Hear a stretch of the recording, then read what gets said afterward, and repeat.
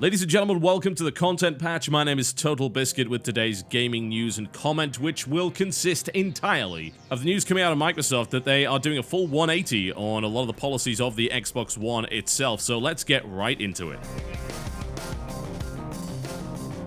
Microsoft has announced a set of sweeping reversals of policies for the Xbox One, including the vast majority of systems that have been heavily criticized by gamers over the last few weeks. In an announcement on the Xbox One site Xbox Wire, the company claimed that they had been listening to the feedback of a global audience in the Xbox community and had decided to make some changes to policies affecting the system. These include the following. The phoning home system of the Xbox One, whereby the system would check in once every 24 hours with the Xbox servers, is no longer in effect. This also applies to the 1-hour check that was applied to using your games on a system that was not your own. There will be a one-time setup required on Xbox Live in order to operate the system. However, after that, there will not be a requirement for a connection ever again, or so they claim. The other big change is that they have removed the limitations to using and sharing games, as in they have gone right back to the system that we've been used to. You can lend, resell, gift, or rent disc-based games in exactly the same way as you currently can with current generation consoles. They also announced that this will affect some of the systems that they put in place to mitigate the very problems that they themselves created. The idea that you would be able to share a game over a family account and download it on a different machine is no longer available. The idea that you have access to your Xbox library on any machine, regardless of where you happen to be instantly, also no longer available. It will be a case of taking your discs with you and then playing them in the more traditional manner. It also means that the system that was in place to allow for downloaded games from Xbox Live to be resold via a digital method is also now no longer available. Well, this is a big set of changes, isn't it? Or more to the point, it's reverting back to the system that we were used to. Let's talk about it, because as much as this can be seen as a victory for consumers, it is not all good news. Now, a lot of people like to get excited and carried away about this. It's pretty cool to be part of a world where consumer activism actually makes a difference. Not that we ever weren't part of that world, but it's good to see changes as a direct result of massive backlash and outcry. And more to the point, voting with your feet. I think that a lot of people seem to overestimate the effectiveness of a hashtag versus, say, massive forum complaints, videos, blogs, podcasts, and here's the biggest thing, yeah? More than any of that, the sheer difference in the number of machines pre-ordered by consumers. Big difference there. I suppose the question has to be when this decision was actually made, because if it was, in fact, made after E3, which to me honestly seems quite unlikely, then one of the deciding factors would have been those pre-order numbers. Let's assume that that was the case, just for the sake of this argument. More than anything that could ever be said online, which, as we are well aware, is little more than just bits and bytes, that is something that you cannot argue with.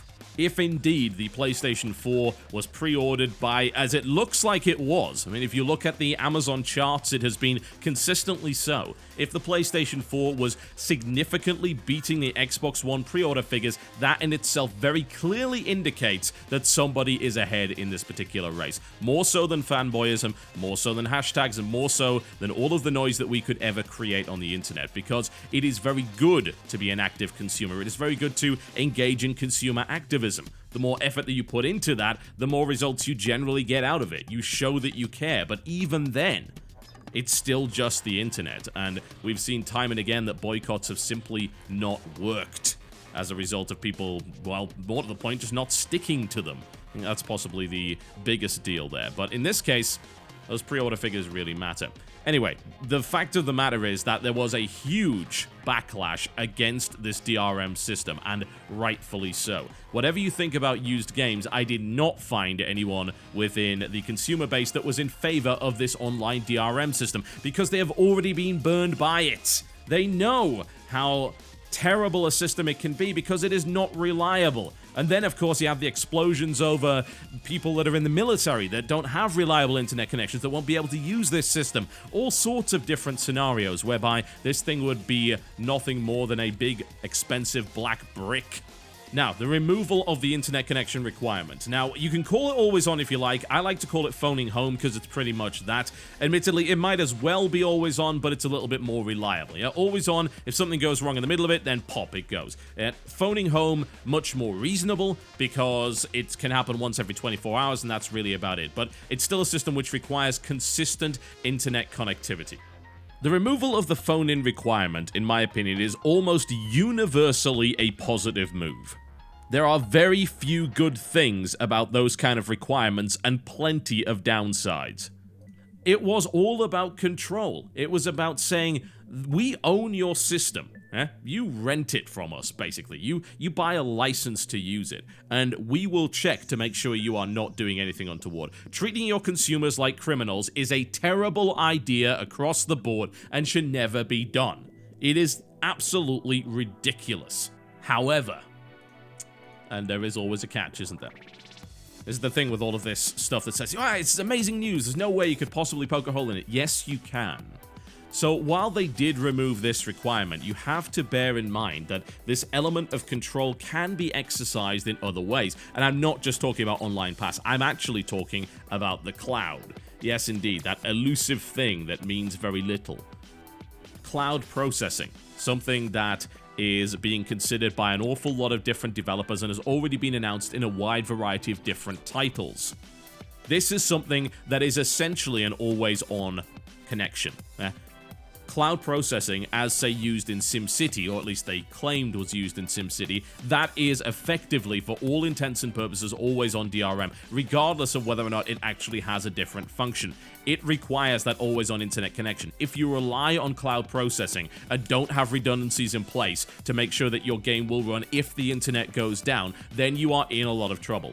If it gets to the point where you cannot play certain single-player games because the reliance on cloud processing is required for the thing to even function, like SimCity, for instance, then you end up in exactly the same scenario that you had with SimCity. Only you don't just have one game, you have a lot of games. If this becomes a thing, then we could see, effectively, an always-on connection required for these systems because of the requirements of cloud processing. If I were a cynical individual, yes, then I would say that this was, of course, deliberate. The notion that you can sneak the always-on requirement in the back door and say, well, it's for your own good. That's always the case, isn't it? It's for your own good. It was for your own good with SimCity as well, and look how that turned out. It was for your own good with Diablo. Look how that turned out. It does not turn out well ever for consumers. You don't get to force this whole it's your own good on people. Let people make those decisions for themselves. If they wish to be always on, let it be their decision. Now, the other part of this. The idea of the used game restrictions or lack thereof. The ability to trade in, resell, gift, and rent your disc-based games. Well, there you go. It is now available on every next-gen system, just the way that it used to be. My opinions on used games don't really matter at the end of the day.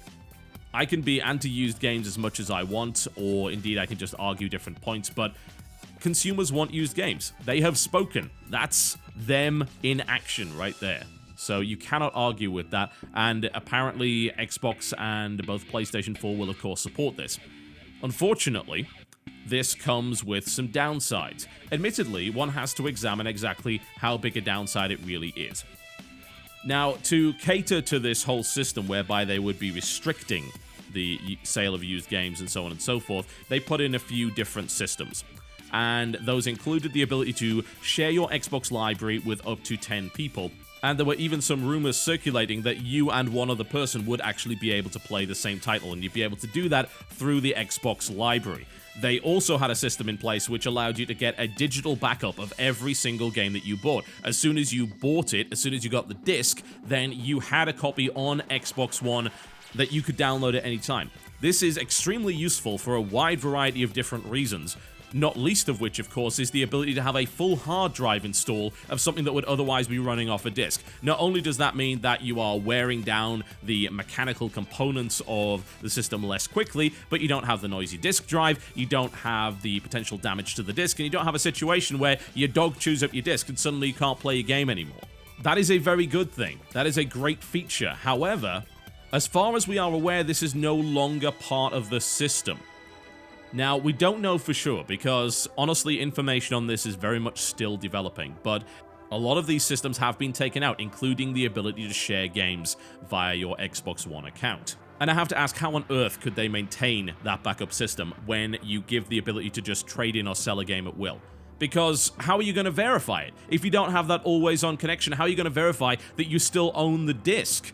The system was locked in that respect, that license was locked to your account in a sense that it knew that you had that disc, because the only way you could have revoked it is via their trading system. Now that's gone.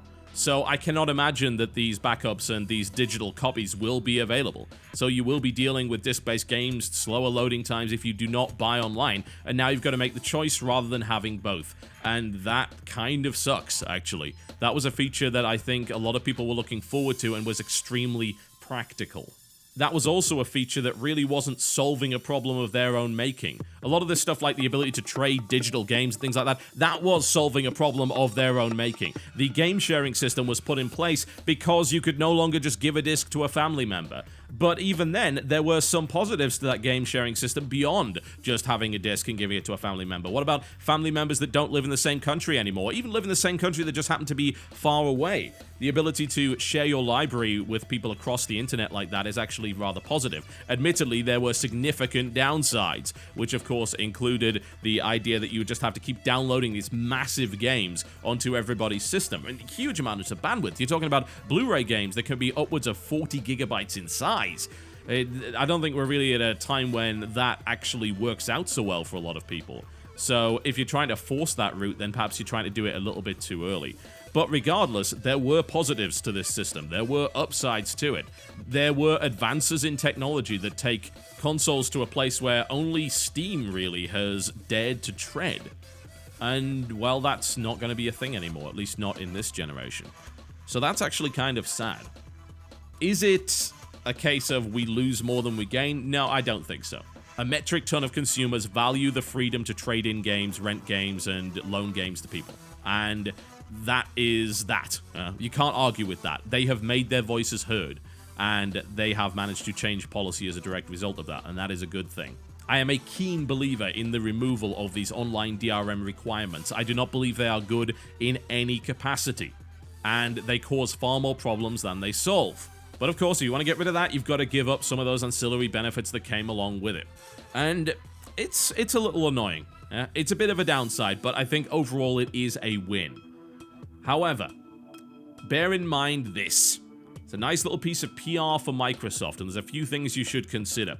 Firstly, if you were planning on boycotting this system based on the things that I've just told you, based on those policies, then you need to consider if your reasons for boycott are still valid. A lot of people like to say, oh yeah, I'm boycotting this, and then something gets done about it, and they say, no, we're still not going to do it. That's not going to get you anywhere. It's a bit of quid pro quo. If you ask for something, and then they say, okay, here it is, you can't just say, well, we're still not doing it, because why would they even bother changing things? Like, if you're saying as a consumer that you don't care if they change things or not, then they're not going to change it. It's as simple as that. They're only changing it because they believe that you will now change your mind. So just consider that. Secondly, it's a nice piece of PR, but bear in mind the other problems this system currently has. The Kinect issue is still a factor. Yes, you can pause or you can disable the Kinect to some degree, but you must still have that thing plugged into your system. Not only is it, of course, causing the system to cost $100 more than the PlayStation 4, but we do have privacy concerns with this thing. I'm sorry, you can't say, well, Microsoft has been super respectful about privacy with the recent Prism revelations and the whole stuff about the NSA. You cannot say that. People were paranoid, and it turns out they actually had a reason to be. So I think this is going to still be a massive PR problem for Microsoft to actually convince people that this gigantic 3D infrared scanning camera with amazing technology within it and the ability to bloody read your heartbeat is actually not in your home to spy on you in some respect. I do not believe it is gathering information for the NSA, even taking into account the recent revelations, but we are still talking about something that could be used for commercial purposes, and I don't like that idea. The Kinect is still very much a part of it. Secondly, the self-publishing issue for indies. Do not sweep this under the rug. This is a very important thing indeed. If you want to see new games, innovation, creativity, and all that good stuff, then you need to provide avenues for that to occur. And if you throw barriers in the way of that, which Microsoft has been doing for a long time, unfortunately, especially with the prohibitive update costs on Xbox Live. If you throw barriers in front of that, then you will stifle creativity, you will stifle new and interesting titles coming to your system. Thankfully, the PlayStation 4 is there with self-publishing, so is the Wii, and to some degree anyway, so is Steam. Admittedly, you have to jump through a bunch of green light hoops, but this is a real issue, and the disregard, or at least apparent disregard that Microsoft currently has for independent developers should be something that you should be concerned about. Microsoft has successfully answered a lot of the problems that this system currently has, and now they would love, of course, to refocus on the games and the technology. They'd like to say, look at all these exclusive games we have, and they're right, they actually do have a lot of exclusives. They did come out in that conference and said, yeah, look at all of this stuff. That's right, that's actually fine, and let's not pretend that this decision was made in the last couple of days. I'm going to ask you this. Why do you think that the Xbox One conference never mentioned anything about this? Yes, they didn't want to focus on the idea because it's bad PR, but they didn't mention anything about this because they were in the process of changing their minds. Why do you think they cancelled the post-conference press roundtable? Because they didn't want to be asked those questions. Why do you think they cancelled all of the interviews with the execs? Because they didn't want to be asked those questions, because they were in the process of changing. There was no way that this decision was made in the last few days. No way. They were clearly in the process of doing it. When? No idea. Not a clue. Could have been weeks ago, could have even been months ago. Strange as it sounds, considering they announced all of that crazy stuff quite recently. But I have no doubt that this was very much in the pipeline for a while. I'd like to give a word of caution, and this is not just regarding Microsoft, this is regarding Sony as well. Sony has been riding on a PR high for quite some time, but it was not so long ago that Sony was a company that was making a lot of anti-consumer decisions.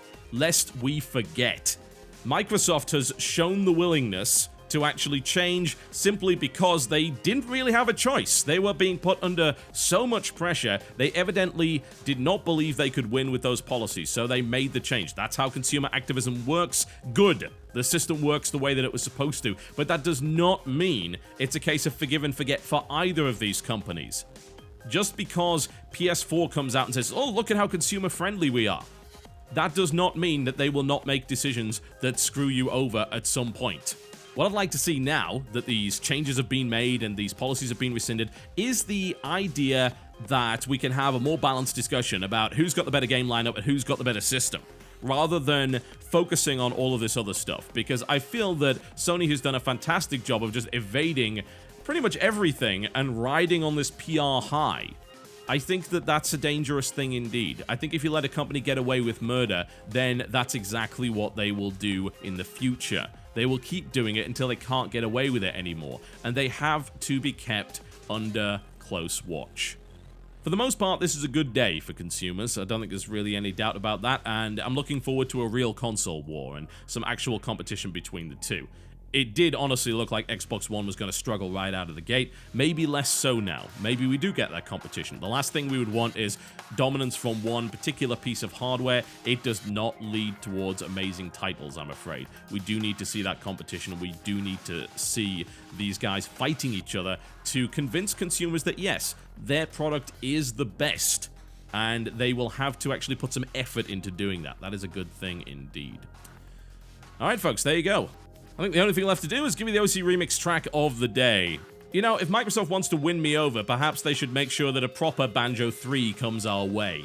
A remix of Banjo-Kazooie's Mad Monster Mansion by Neko Frog and Soul Signal. The original composer of this track was Grant Kirkhope. The name of this is simply Malevolent Mansion. Thank you very much for watching, folks. I'll see you next time.